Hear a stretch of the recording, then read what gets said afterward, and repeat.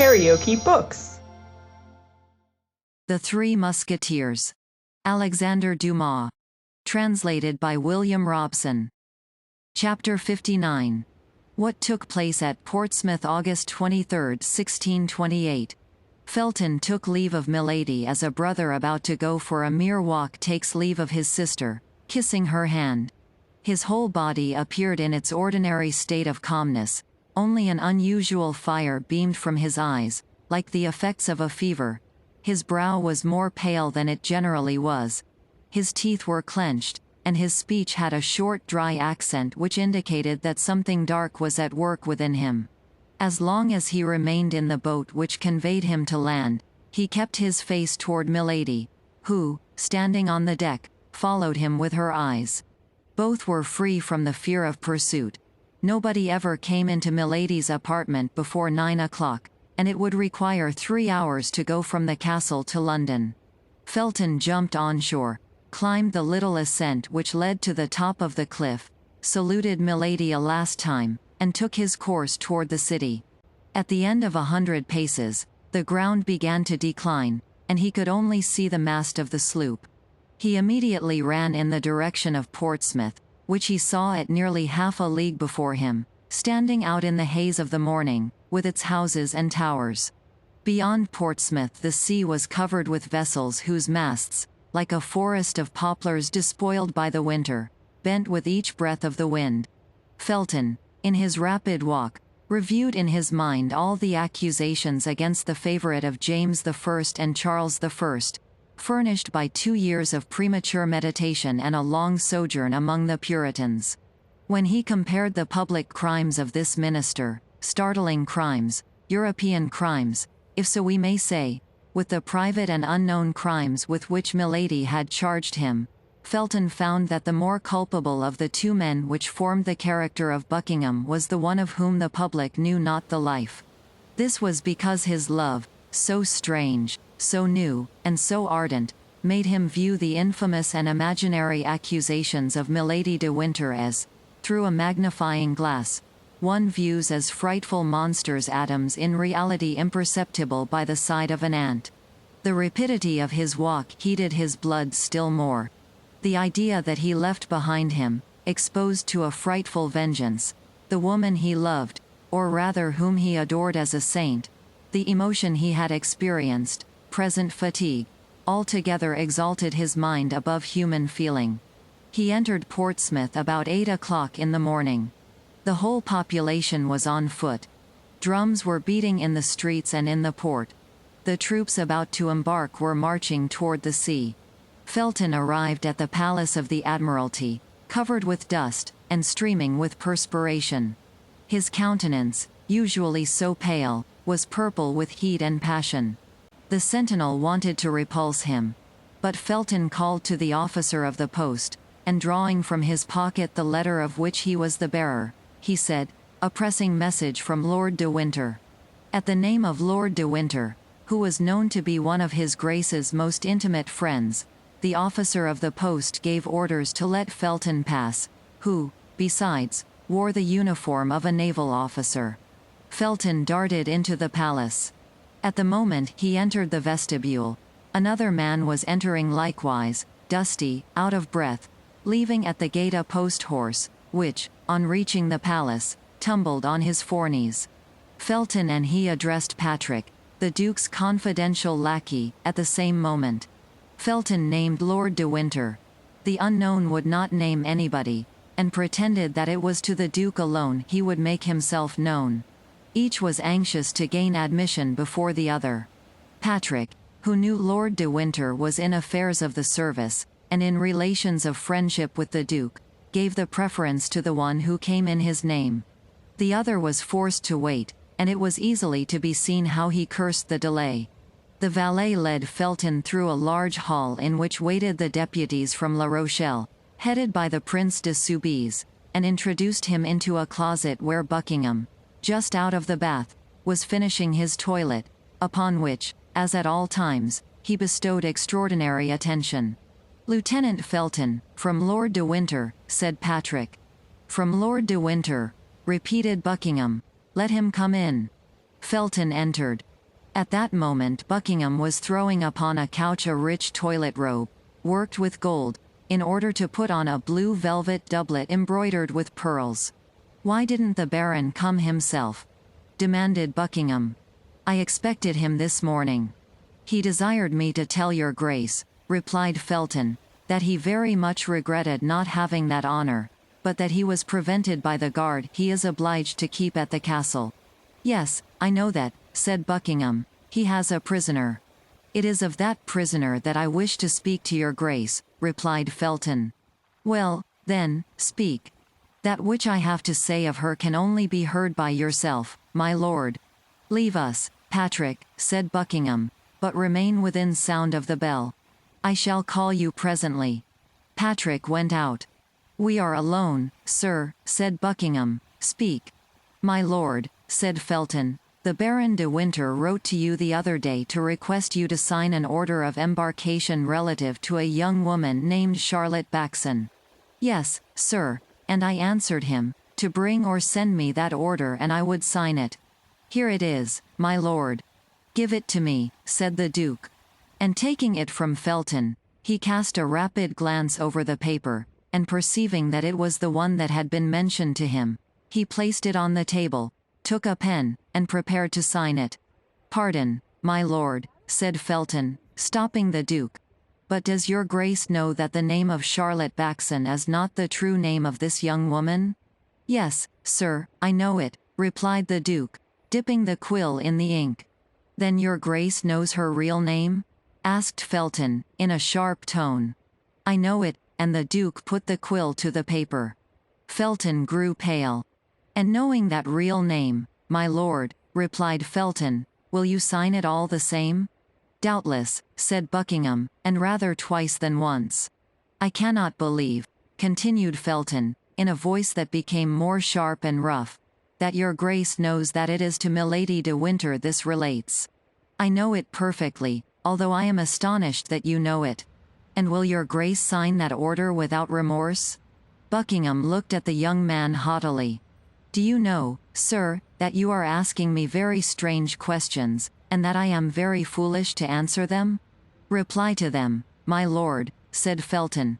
"The circumstances are more serious than you perhaps believe."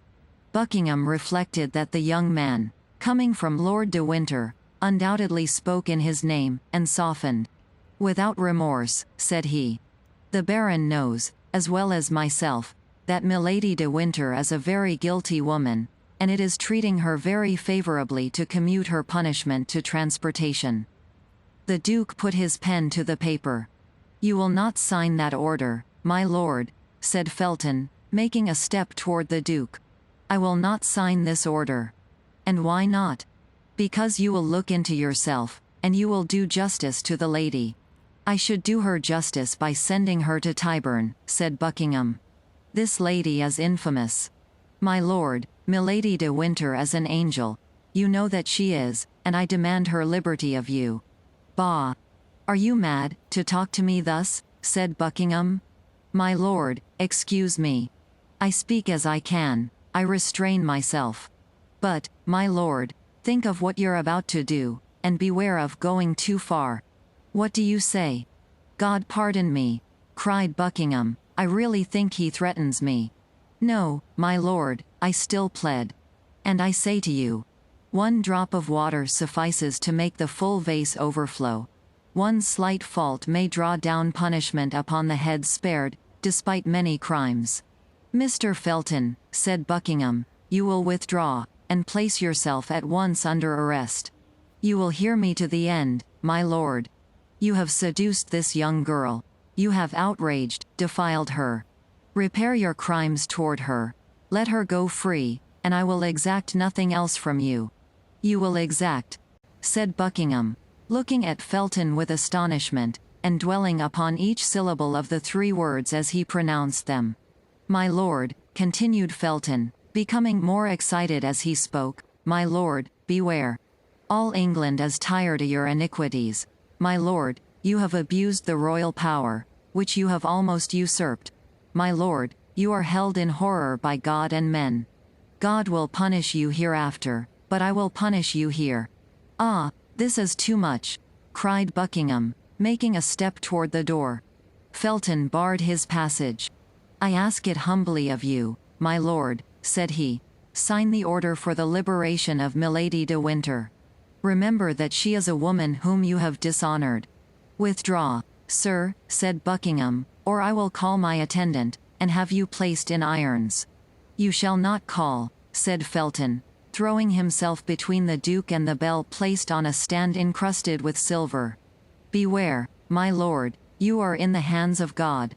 In the hands of the devil, you mean, cried Buckingham, raising his voice so as to attract the notice of his people, without absolutely shouting. Sign, my lord. Sign the liberation of Milady de Winter, said Felton, holding out a paper to the Duke. By force? You are joking. Halloa, Patrick. Sign, my lord. Never. Never? Help! Shouted the Duke, and at the same time he sprang toward his sword.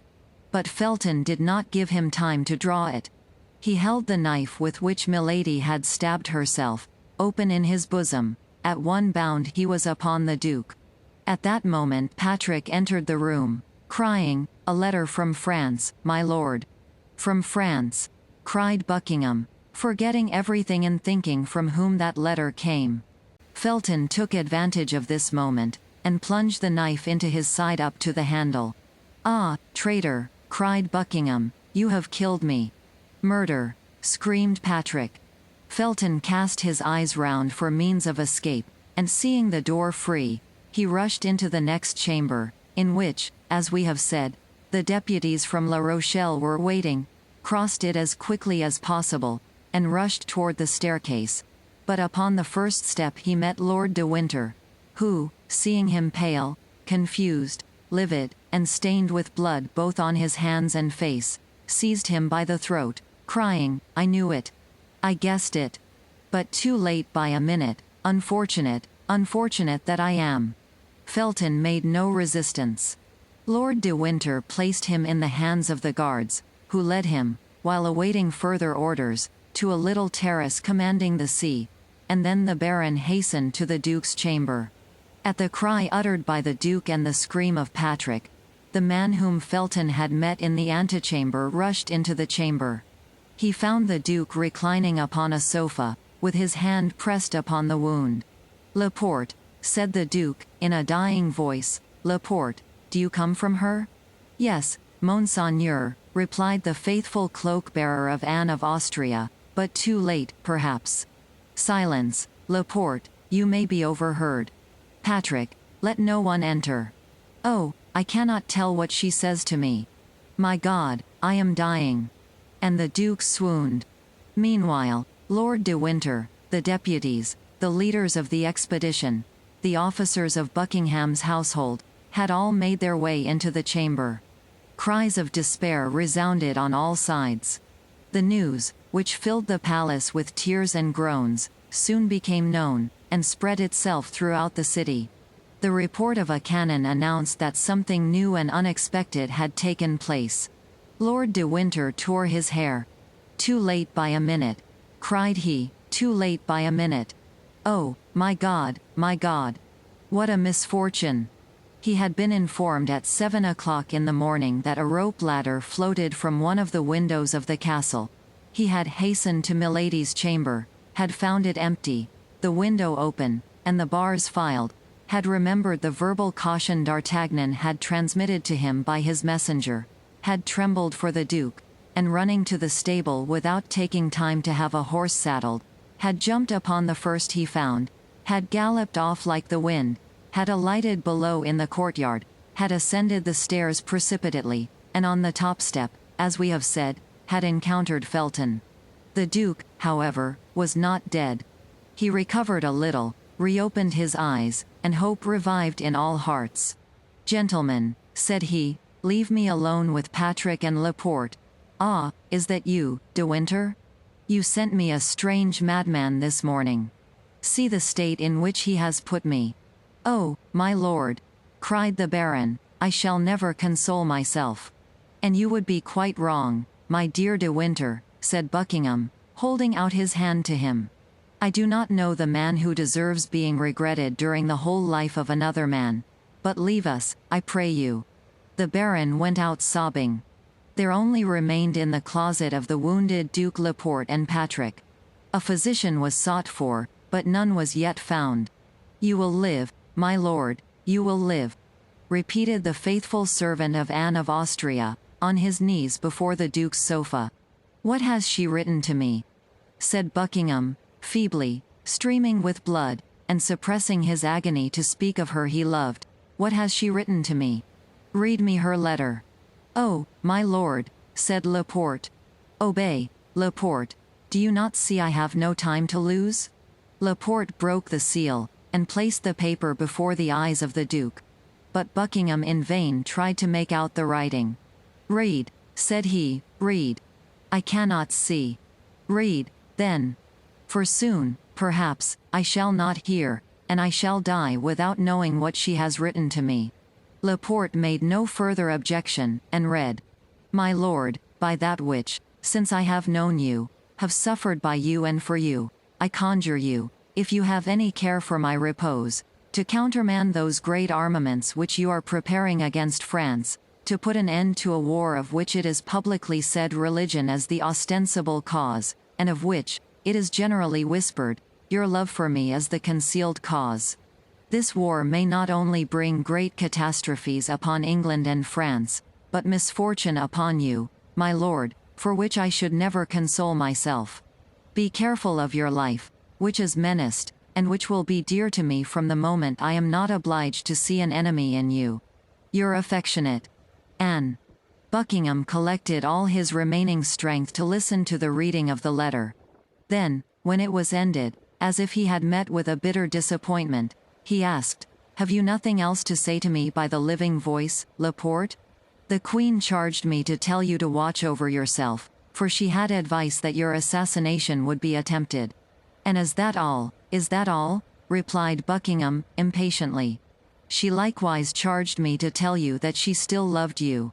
"Ah," said Buckingham, "God be praised. My death, then, will not be to her as the death of a stranger." Laporte burst into tears. "Patrick," said the Duke, "bring me the casket in which the diamond studs were kept." Patrick brought the object desired, which Laporte recognized as having belonged to the Queen. Now the scent bag of white satin, on which her cipher is embroidered in pearls. Patrick again obeyed. "Here, Laporte," said Buckingham. "These are the only tokens I ever received from her, this silver casket and these 2 letters. You will restore them to Her Majesty, and as a last memorial," he looked round for some valuable object, "you will add." He still sought, but his eyes, darkened by death, encountered only the knife which had fallen from the hand of Felton, still smoking with the blood spread over its blade. "And you will add to them this knife," said the Duke, pressing the hand of Laporte. He had just strength enough to place the scent bag at the bottom of the silver casket, and to let the knife fall into it, making a sign to Laporte that he was no longer able to speak. Then, in a last convulsion, which this time he had not the power to combat, he slipped from the sofa to the floor. Patrick uttered a loud cry. Buckingham tried to smile a last time, but death checked his thought, which remained engraved on his brow like a last kiss of love.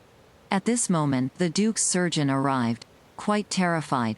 He was already on board the Admiral's ship, where they had been obliged to seek him. He approached the Duke, took his hand, held it for an instant in his own, and letting it fall, "All is useless," said he is dead." "Dead, dead," cried Patrick. At this cry all the crowd re-entered the apartment, and throughout the palace and town there was nothing but consternation and tumult. As soon as Lord de Winter saw Buckingham was dead, he ran to Felton, whom the soldiers still guarded on the terrace of the palace. "Wretch," said he to the young man, who since the death of Buckingham had regained that coolness and self-possession which never after abandoned him, "wretch, what have you done?" "I have avenged myself," said he. "Avenged yourself," said the Baron. "Rather say that you have served as an instrument to that accursed woman. But I swear to you that this crime shall be her last." "I don't know what you mean," replied Felton, quietly, and I am ignorant of whom you are speaking, my lord. I killed the Duke of Buckingham because he twice refused you yourself to appoint me captain. I have punished him for his injustice, that is all. De Winter, stupefied, looked on while the soldiers bound Felton, and could not tell what to think of such insensibility. One thing alone, however, threw a shade over the pallid brow of Felton. At every noise he heard, the simple Puritan fancied he recognized the step and voice of Milady coming to throw herself into his arms, to accuse herself, and die with him. All at once he started. His eyes became fixed upon a point of the sea, commanded by the terrace where he was.